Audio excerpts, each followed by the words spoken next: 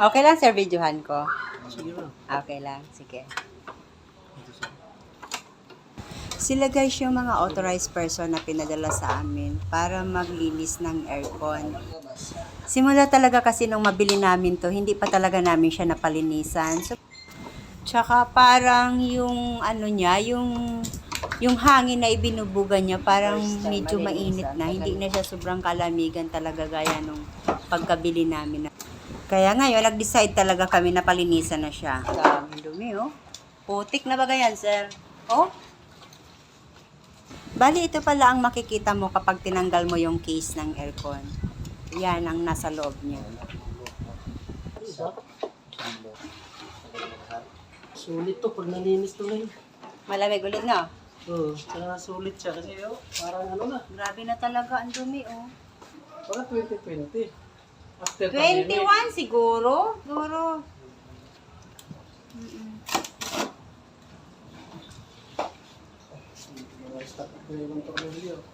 Ha? Plus. Hindi na tinanggal yung takip, di ba? Oo, hindi. Kaya mag-ano yan siya, maglulumot. Dapat aagos yung tubig niya. Ano ba ang tama? Tanggalin o hindi? Tanggalin po. Tanggalin yung rubber? Opo. Ay, yung ano, takip sa ano? Yung drain plug. Ayun ba ang tama? May ipon yan kaya, ganyan, mag-ano siya, magpuputik siya. Ay, grabe ang putik, oh. Kasi walang matapunan na hindi matapon yung tubig. Jijili siya. Ah, yan pala yan. Lagyan nyo na lang ng sahuran. Para madidrain. Ah, grabe, oh. Parang ano to, sir, ah. Yung nasa kalsada na. Sinulit muna bago pinalinis. Ano bang cause niyan sa kuryente? May kuryente na? Malakas sa kanila. Ah, malakas sa kuryente. Hindi na mag-automatic din. Kasi hindi na mapalamig yung kwarto mo. Ah.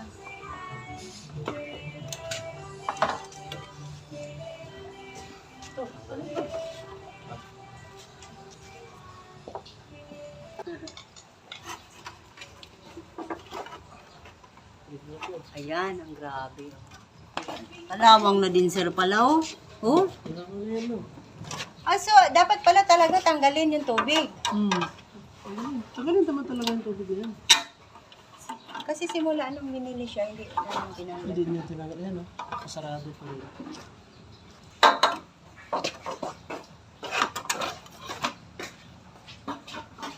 Tubig ba eh? Kapaw na?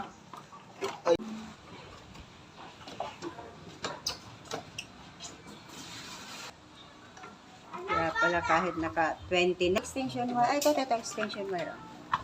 At ito na nga guys, tapos na yung mga pag-uninstall ng mga importanteng piyesa ng aircon para pag nilinisan ito, hindi sila mabasa.